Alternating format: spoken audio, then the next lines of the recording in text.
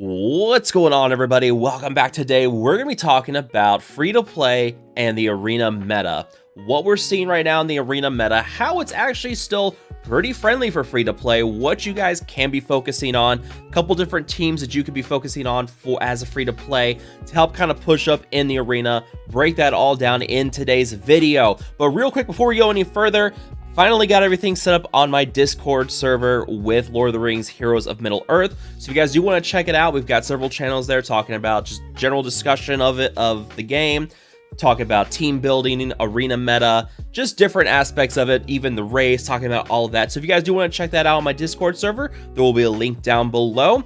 But without further ado, let's go ahead and dive into this video.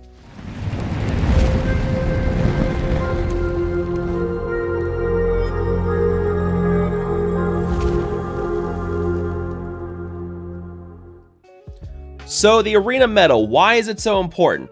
If you're free to play, the arena is most important because this is where you get your premium currency. Gems are pretty much your premium currency. You use them for energy refreshes. There's some characters within supplies section that you will buy only with gems. The only one I really think that's worth buying for gems right now is going to be Troll Brute. Well, we can talk about that. Great Goblin you get for free after 7 days in the game. So mostly you're going to be focusing on your energy refreshes with your gems, and that's going to be very important because every energy spent increases your level.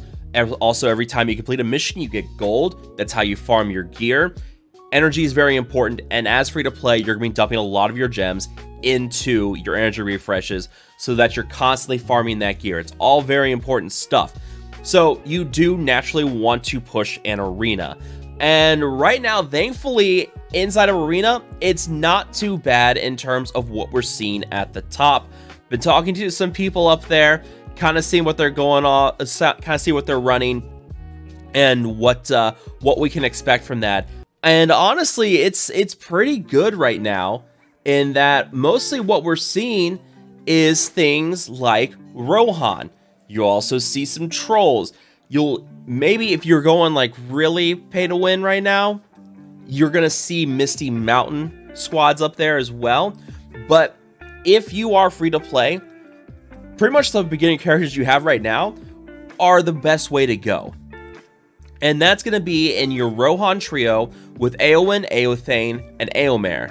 And then you kind of fill it out from there. Gaz Ironhide, this is a character I said you should start farming at the beginning as a new player. He is very much a powerful character inside the arena meta. The meta right now is built around AoE attacks mostly, and Gaz Ironhide has 2 different attacks and AoEs. You get Might on him. His special Taste of Iron can dispel boons. His other ability, this is where you start to run like a Mordor team. You can get this even better, but he has a lot of damage to his name.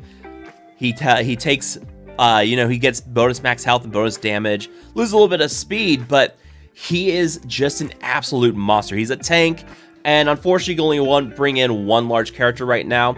So you can either choose Gaz Ironhide, Great Goblin, or the Troll Brute, which I can't remember off the top of my head. What's his name? Something. Oh gosh, where are they? Yeah, Gruher. Gruher the Brute. What a name. Honestly, if you're talking like which is the best large character, it's Gruher the Brute. Gruher? You know what? We're not even gonna try. Brute. We're just gonna call him the Troll Brute. This guy is by far the best of the large characters, but it's not to say Gaz isn't bad. Gaz is still great as well. And this is where if you want to spend the gems to unlock him, you can, but as for free to play, you're probably not going to. Thankfully, we have Gaz Ironhide, and Gaz is just really, really good inside of Arena. So, the reason why people are running Rohan so much is because of what the team brings to the table, especially with Éowyn. Éowyn with her Valiant Protector, where she's giving might, especially once you get this up to level 5, might to all squad members, and then a further upgrade will give you a reduced stamina cost on this, so you're going to use it more often. She also has the ability to cleanse Banes from herself and from all allies, and then afflicts Disabled, which is basically a ability block. You know, that target can only use their basic attacks. And eventually when you fully upgrade all those Banes, you cleanse them and you get additional 5% damage per Bane cleansed. She's also able to stack up a lot of defensive. She counters a lot in that, on turn always counter attack, always gain counter attack. And then her lead, you know, there's a lot of assisting and countering with Rohan teams, at least with that trio. You have Aothane, who gives counter to your team. So your Rohan squad members are automatically getting crit chance for that counter. Aomir calls assists. He also assists through his passive, in which he gains an assistance buff. And you go here down to Brotherly Devotion. And once you get to level 5, he's always gaining Assistant, which ties into his basic, where whenever he assists with this, he's also gaining Turn Meter, which means he gets to use Marshal's Command and Courageous Charge more often. And Courageous Charge also cleanses a Bane from himself and from Aothane. And Aothane, haven't really gushed much about Aothane. He's by far the best free-to-play tank you can get right now. Mostly because of Sentinel Stance, where you're gaining Turn Meter when he taunts, this counterattack to your entire team, and when he counters, he can apply Expose, which reduces the armor on the enemy target.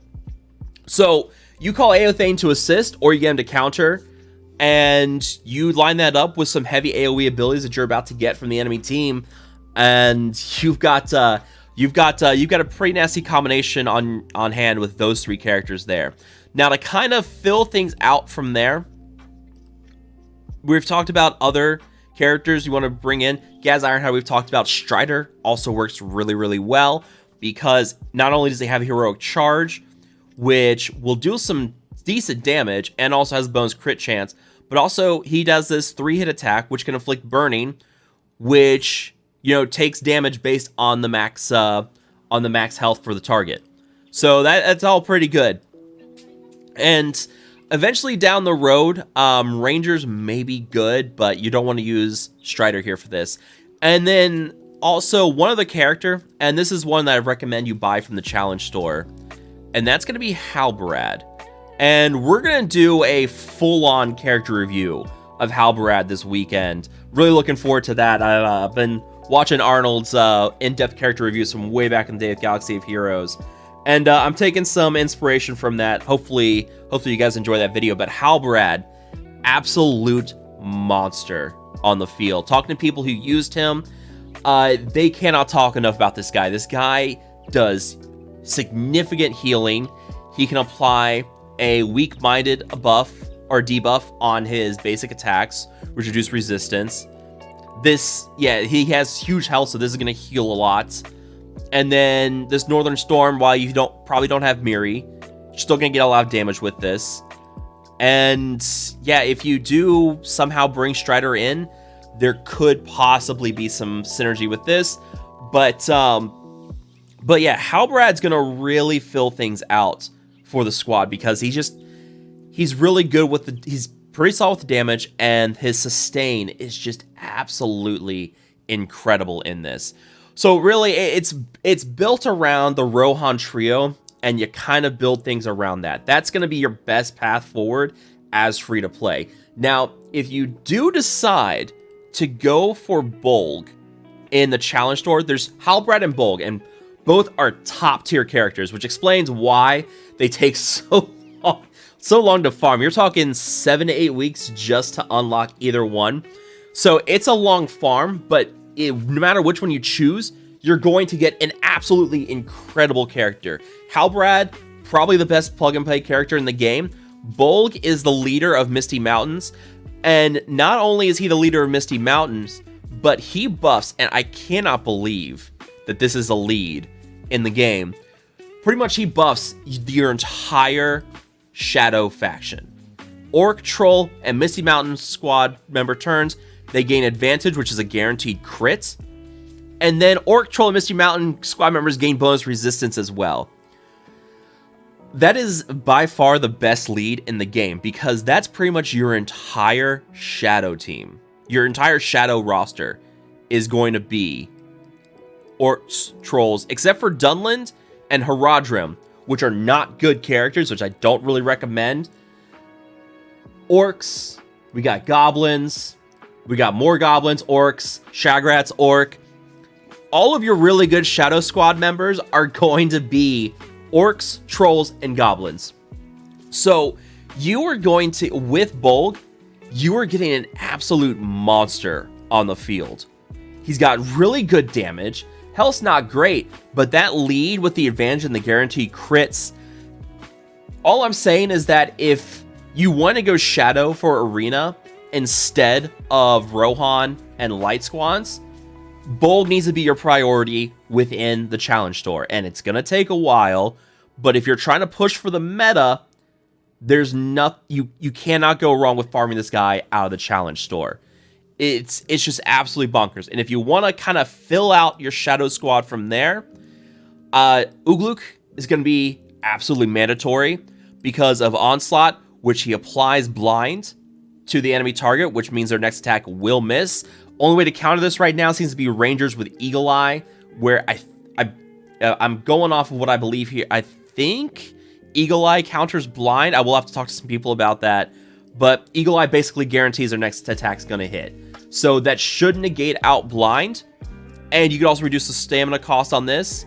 You can inflict disable on his ultimate here with Dirty Work. But if you're really looking to fill out your squad here for Shadow, Naraz is a really good option as well, because that will allow you to bypass the large character restriction. So you bring in Gaz, you bring in Naraz, and now Naraz can summon a second troll on your team. It won't be the Brute character, it will be a Stonebreaker troll, which his own effects, but he has a 3-turn ability which will cast stun on the primary target. So the troll summon with Naraz is going to be great there. So Uglut, Gaz, Naraz, and Naraz, if you're wanting to farm him, very early on in the game to be farmed. Light Campaign 2-5. This is one I've really recommended already for your Shadow campaign. It's going to be great within your Shadow Arena team as well. He is a little squishy, so you will have to want to keep him protected somehow, but you can't really go wrong with that. And then, who am I looking for here? There's one more. Tordok works really well, but Tordok's a much later farm. In Shadow 5-1. He's a tank for your Misty Mountain trolls. And then to kind of fill out your Shadow roster, Mauer, man, these pronunciations, I don't even know. I'm guessing all the time on these stupid pronunciations. Mauer's going to really help fill things out. He's an Isengard orc, so he will get some nice energy with Ugluk as well, with Twist the Knife, where you can call him to assist. He's also able to cleanse Banes from himself. He gains crit damage, and Isengard members also gain bonus crit chance. So you're gonna get some decent damage with this guy. You can also get regeneration and deadly on him. He gains haste. He gains turn meter as you level things up. He's gonna deal some great damage for your team. Really kind of helps fill things out. Not a lot of AoE with him, but that's why you have Gaz. But like Mauer and Ugluk both have some really heavy single target damage. Tordok, we've already talked about. Shagrat's an interesting one, and this is who I'm working on now in the arena store. I've already got Aomer unlocked from the store, so now I'm working on Shagrat. Mordor down the road could be really good, but that is like that's a really hefty farm. Shagrat's gonna take a while. And they get a lot of turn meter with the lead and everything.